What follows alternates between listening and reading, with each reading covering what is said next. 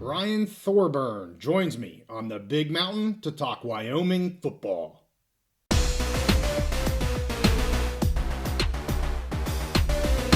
College football is always in season, so I'm back on the Big Mountain to keep you updated. Hey, welcome back to the Big Mountain. JY here with an update on the Wyoming Cowboys. We have invited Ryan Thorburn back on the Big Mountain. He is the Director of Communications and Creative Strategy for Wyoming Athletics. He runs the Pokes Insider and the One Wyoming podcast.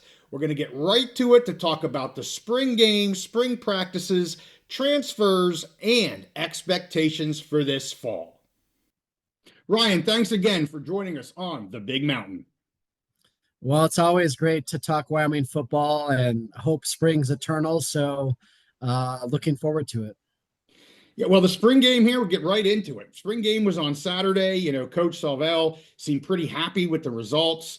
One of his quotes was just saying it's a really good day for Wyoming football. I think he was talking about just the spring practices and game, and also, kind of what was going on with transfers and, lack of students putting their names into the portal. And we'll get to the transfer stuff. I want to focus maybe here first on spring ball, the spring practices, and then, again, get into the loyalty of the players and where things are at right now. It looked like a lot of the big stars, if you will, the big names, the regulars, they're on somewhat of a play count here for the spring game, the John Michael Gillenborgs and the like, which is great because it gives the younger players, some more time on the field, gives the coaches more time to better evaluate maybe either the newer players or the younger players. Which players kind of maybe has stood out to you the most here over the course of the spring practices and game? Absolutely. Well, I think it's interesting, this era of football for guys like Jay Savell. Of course, the transfer portal spring window closed at midnight on Friday, and there was a giant sigh of relief in the building because their key players are locked in. And then, of course, the spring game the next morning at, starting about noon, the vibe was just so great because they know who they're riding with now. All the guys participating are going to be on the team next year, presumably, and riding for the brand, as we like to say around here. And along those lines, obviously, you mentioned him. John Michael Gillenborg is a budding superstar in the Mountain West, I believe. He's a guy who was courted by many big names via the portal, even though his name was never in there. That's the world we live in. They're getting these DMs and third parties, and they're constantly being promised things at different places, and he's going to stick it out here. And that's kind of the theme that you were touching on. Jay Saville, after the season, going into the winter, identified his top 10 players, and obviously they wanted to keep that 10-person core together. He said, after all is said and done, they kept 9 of them, and, they've added a lot in the portal. I think understandably, Wyoming fans get frustrated with the guys who leave, and we don't talk about the guys who are arriving from the portal, and we'll talk about some of those additions. But I think John Mike kind of sets the tone on offense because even though he's a tight end, I would expect him to be the number one target. And then Caden Anderson at quarterback, that's why I think there's some excitement. Obviously last year, Jay took over and named Evan Svoboda the starter before spring. There wasn't really a competition. Caden Anderson is a kid who played at South Lake Carroll in Texas, which is a mega high school program, followed Quinn Ewers there. But he had a couple devastating injuries in high school. So a year ago, he's just trying to get healthy, learn Jay Johnson's offense. Now, when you have a chance to be the guy, and you have all these pieces returning, a really good offensive line, some good receivers, obviously your attention to detail and your drive is that much higher. So I think the two that stood out for me is the way Caden ran the offense, and then Gillenborg highlighting what I think they have 4, 5, 6 explosive pieces on offense and a really good offensive line coming together. So that highlighted it for me. And then defensively, you're going to have a whole new defense, which they're viewing as a good thing because last year was a non-Wyoming year on defense, let's face it. Yeah, I was really excited for the defense last year. And, I don't want to say I was disappointed. I think everybody obviously was disappointed in where Wyoming ended up by the end of the season, from top to bottom. No doubt about that. And I don't want to relive last year. We want to look forward to this coming year. I do want to ask, was there anything that maybe stood out to you? Not necessarily players, but changes that the coaching staff maybe has made from this year versus last year. You had new coaches. You mentioned the new OC, obviously new head coach with Jay Savell. Have you seen some changes? Maybe they learned some things in year one going into year two. You mentioned naming that quarterback early. And again, I'm not trying to play Monday morning quarterback, but what stood out to you maybe this year that was either different from last year or things that we can maybe look forward to be excited about here moving into the fall?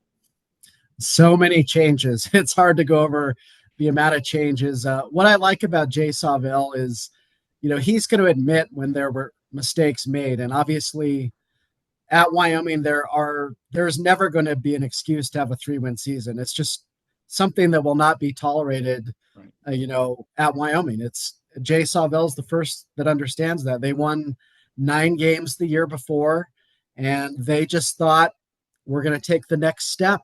And there's only one more step to go after that, and that's to win the Mountain West Championship, something they've been chasing and chasing since Craig Bowl arrived. So, his number one mistake, he said, was, he got the job in December. Craig Bowl announces he's retiring.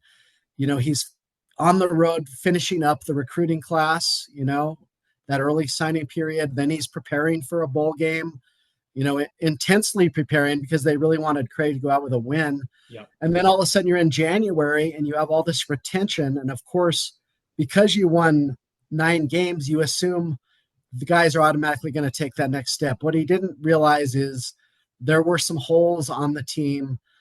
You look at safety, there's 2 starting safeties played every snap for almost 3 years. All of a sudden they're both out and there was just no one there.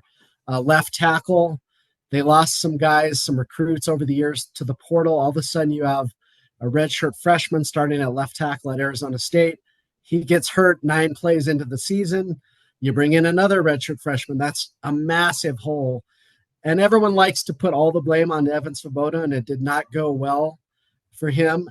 He is no longer a quarterback. He's moving to tight end, but it was not all on Evan. I mean, Right. When your left tackle is a freshman, when your starting running back is not available at the start of the season, when J. Mike was not available at the start of the season, and you're playing an Arizona State team that you think is 16th in the Big 12, they end up first.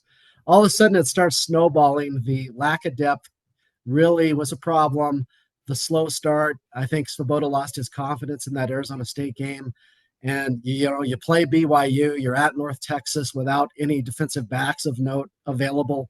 It just snowballed during the non-conference, and they never got it back. And I think Jay realized mid-season, okay, when this season ends, we are going to address all of these holes on the roster via the portal, via high school recruiting. We're going to retain our key guys, and we're going to have the right players in the right positions. And he also upgraded the coaching staff. When you look at Javon Bonite at wide receiver, that's a position where Wyoming has struggled to get playmakers, since the Josh Allen era. Javon Bonite is one of the greatest players in Wyoming history. He's been a receivers coach at Oregon, in the SEC, all over the place. There's been a lot of upgrades to the staff, to the roster, and I think we saw that in the spring. It was much more physical. You can tell these guys are pissed off. That's the word they all use, or chip on the shoulder. Yeah. It's cliche, but they believe they are much closer to 9 wins than 3 wins already, and still a lot of work to do this fall during camp, though. Yeah, that was something that seemed to really come through in everything that I heard coming out of the practices in the spring game. Was just they're hungry, they're pissed off, like, we need to put that behind us and we need to go eat. That's not who we are. That's not really who we were.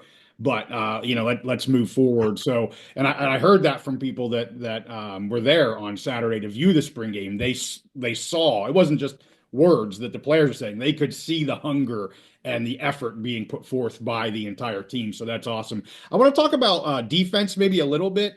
I was pretty high on linebackers last year, and again, we kind of said maybe that we underachieved as a full defense here. A name that seems to be coming up a lot. I'd love to hear from you on this. Gary Rutherford. I think calls him hell on wheels. Just very impressive. He's a redshirt freshman, so of course there's a lot of learning to do there. I wanted to bring him up, and maybe anybody else on the defensive side that we're maybe not quite talking about yet, but we could really see playing a big role here in the fall.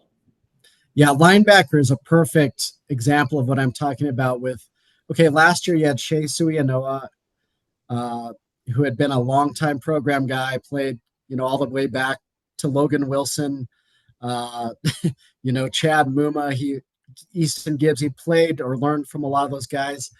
And then, you had, uh, I think he was great at middle linebacker, but he wasn't at that level. Yes. Okay. All those guys were first team all Mountain West. Yeah.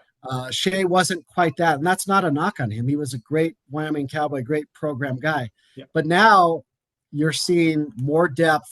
And then the other linebacker, Connor Shea, okay, he was a program guy, a senior, had waited his turn. He was good, solid too. They were the top two tacklers on the defense, solid, but they weren't the all Mountain West first team performance guys.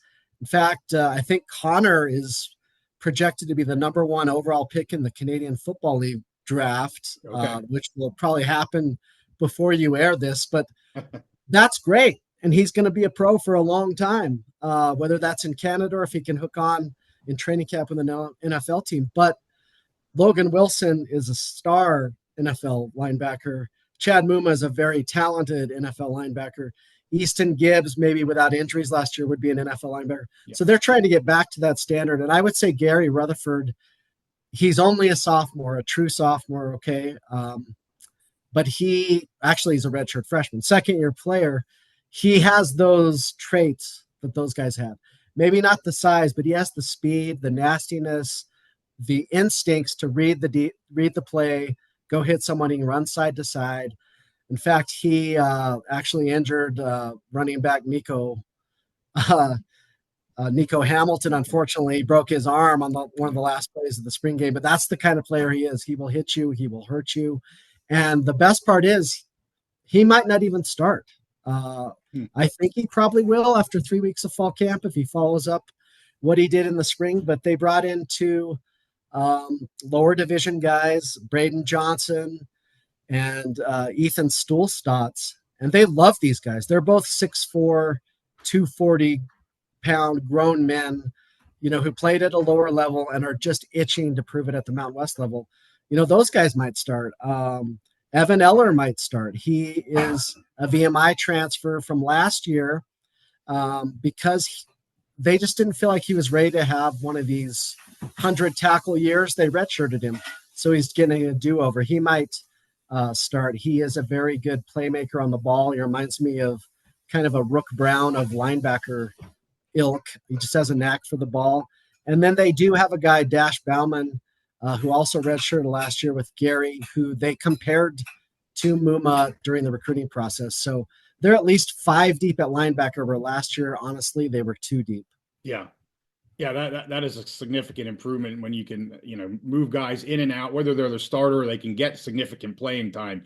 You see that being super important in college football right now. I want to talk about the kicking game real quick. Of course, we won't have John Hoyland here. 5 years, record-breaking number of points here for the Cowboys, 366. And I think just today, we had a transfer that was announced, Bart Edmonston, coming from the NGCAA All-American here, Jones College. He's a punter, I believe. But want to hear how you feel about that kicking game, because I'll tell you, those red shoes are going to be big to fill here for someone. So how are we feeling about the kicking game and just special teams in general? Yeah, that's a great question. I think it's going to be hard to replace Hoyland because he's kind of a legend at Wyoming. Craig Bull didn't really know his name when he went in an emergency situation in 2020 and just kicked the hell out of the ball for 5 years with that extra year. But Eric Sandvik, kind of a similar story. He's from Steamboat Springs, Colorado, up in the mountains, a small ski town. and 1 for 2 on field goals as the backup in high school. He was more of a soccer player, obviously, has the leg. Decided after high school, I'm going to try to train to be a field goal kicker, a place kicker. Shows up at Wyoming's camp in the summer after he graduated from high school and went 10 for 10 during the camp on field goals.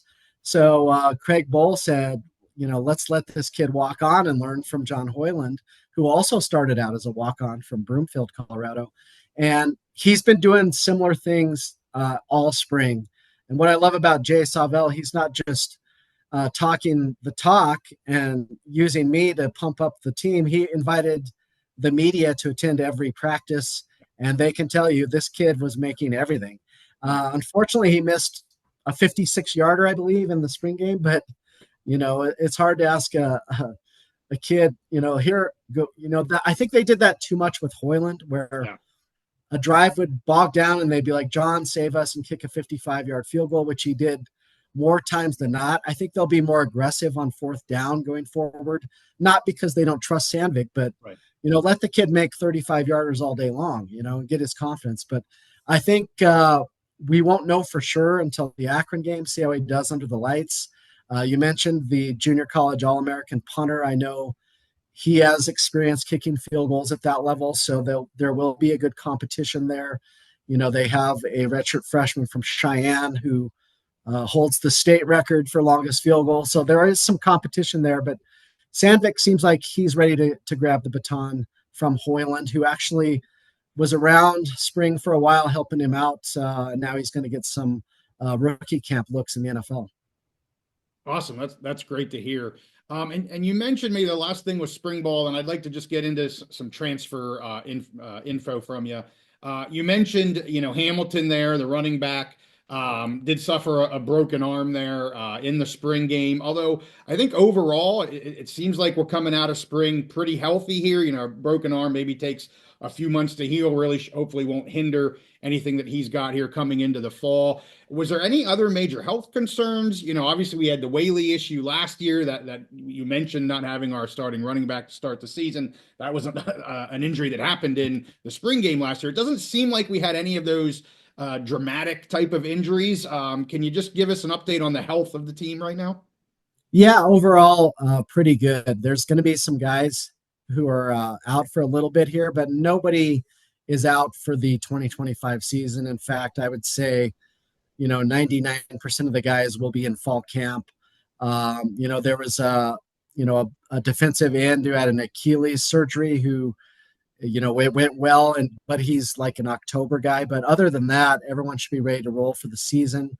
I think Evan Svoboda, he broke a hand, had a surgery. That's not good when you're a tight end, but he'll be running with the team here at the end of May, and he'll be all healed up for what should be an outstanding tight end room this fall. So health-wise, they're in great shape, and that's good because they hit a lot during the spring, and they were very physical, did a lot of inside run, a lot of goal line work. I mean, when things go sour the year before, you can expect it to be ratcheted up that spring when the coach has been gnawing on that film all winter. So I think they're in good shape there. And, it all starts up front. And, just quickly touch on why they're so excited. You build it from the line of scrimmage out. Jack Walsh is moving to center. He was an outstanding guard for years. One of these loyal guys, these leadership guys that we've been talking about. Kane Barnett, another one of those guys, is moving from right tackle to right guard. And then they love their left guard, Wes King. So those 3 guys in the middle are going to push people around, and they're going to reestablish the run this year. And then an area that was a weakness last year that is now a strength is defensive tackle. You had a couple guys, Caleb Robinson and Lucas Samsula, who missed the entire 24 season due to injury, are back, and they're in that 300-pound range. They have a kid named Ben Florentine, another senior you just can't move. Jaden Williams is an emerging star in the Mountain West. And then Dante Drake is maybe I'd say the bright spot on defense during the spring. So they have 5 guys in that 300-pound range at defensive tackle, where last year they really didn't have any guys like that. Yeah, that's great. I mean, to me, the lines are the win or lose there with college football anymore. You've got to win those lines on both sides of the ball to have any chance at winning football games. So appreciate you giving some shout out. I also want to say if Steve was here with me, he'd be really happy that potentially they're going to be going for it on fourth down a little bit more. He is a huge advocate of going for it on fourth down and also 2-point conversions. He likes the aggressive football, so we'll see if we maybe we get a bit more of that here coming out of the offense here for the Pokes. Let's get into transfers here just a little bit. And really, I should say lack thereof. We hit on this at the very beginning in terms of transfers coming out of Laramie. Lots of agents from what I heard there at spring practices, spring games, kind of looking over the players. But again, very limited players entering the portal here. And as you mentioned before, I heard Coach mention this that 9 of his top 10 that he had coming out of last season are still on the roster as of today.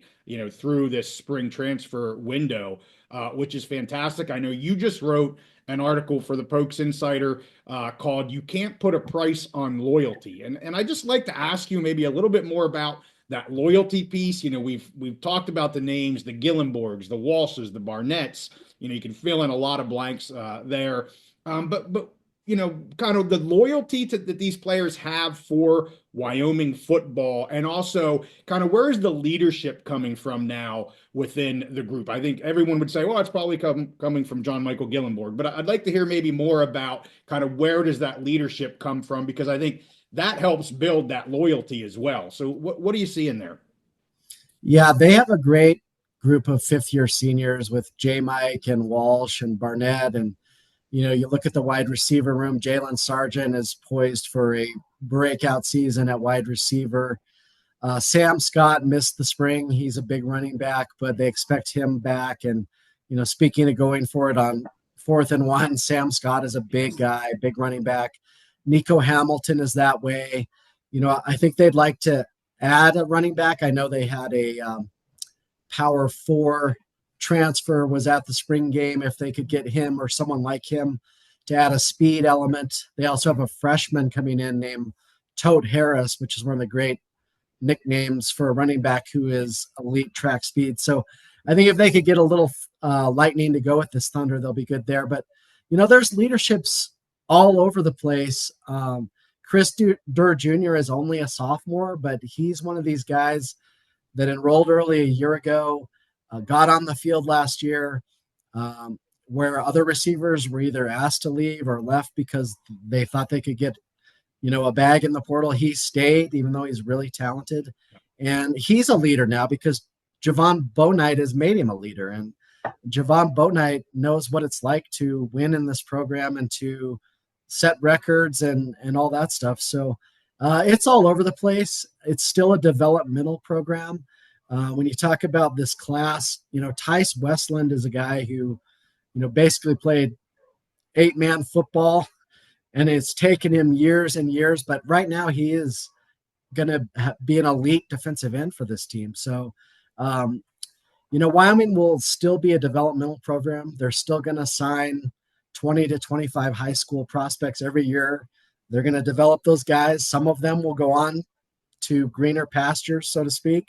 But as long as you can keep that core middle, Sundance Wicks, the basketball coach, calls it the middle of that apple pie. Even if you lose some of the crust, you got to keep that middle part, though, the guys you really want to keep.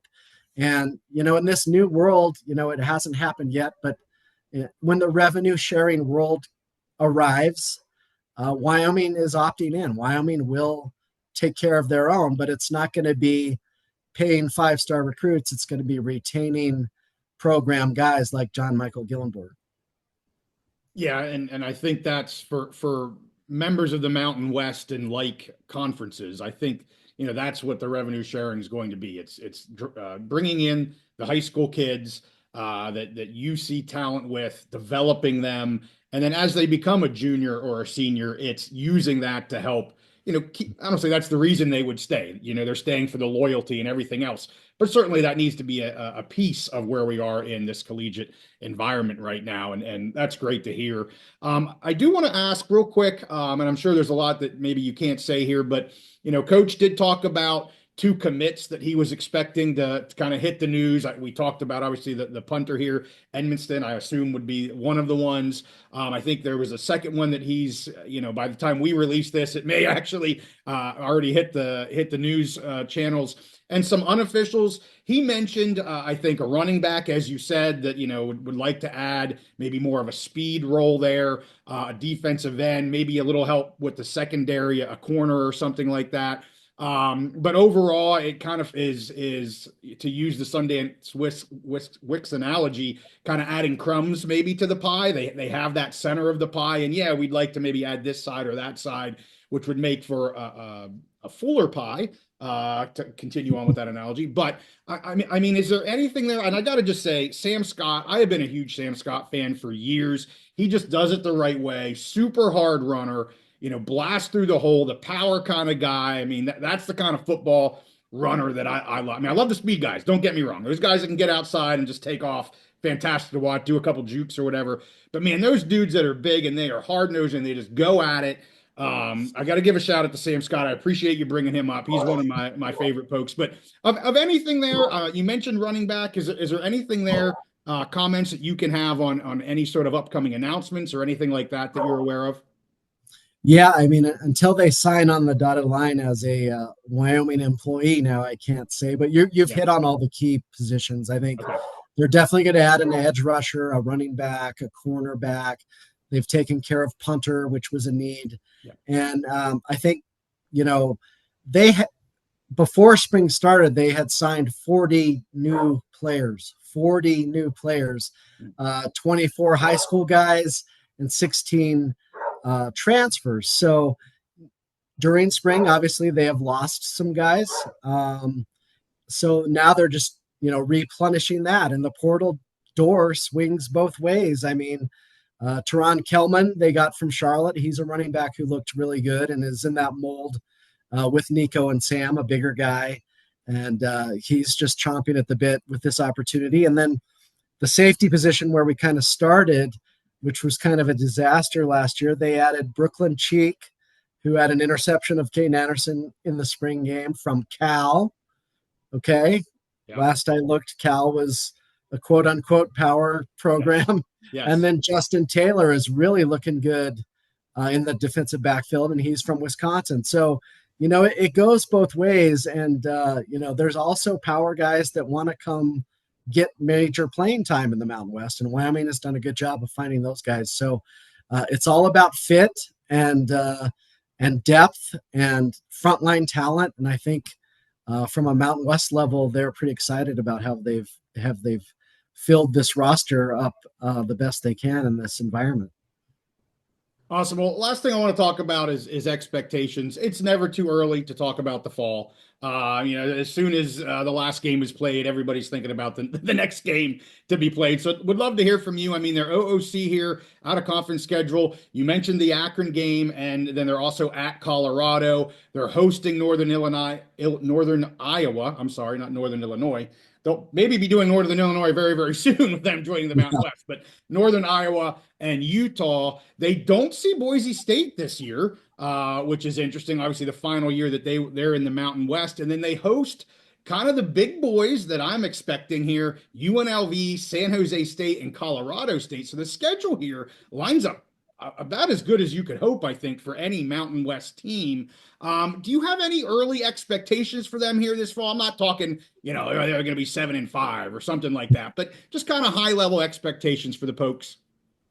Well, first of all, I love it because Craig Bull's saying, I think before his final season was, we're laying in the weeds, boys, because I don't believe they were picked to do much of anything that year. And they won 9 games. We're in a couple other games where if it goes, if they show up better or if they finish better at Air Force or show up better at UNLV, who knows? But I think they'll be laying in the weeds again. I think they'll be picked near the bottom of the Mountain West, if not at the bottom, because a lot of that is based on, oh, they lost this guy, lost that guy. They only won 3 games last year. Jay Savell is not going to be in the realm of Craig Bull. So I think that they'll be picked low, and that's where that usually when Wyoming teams are picked to win the Mountain West or near the top, it doesn't go well.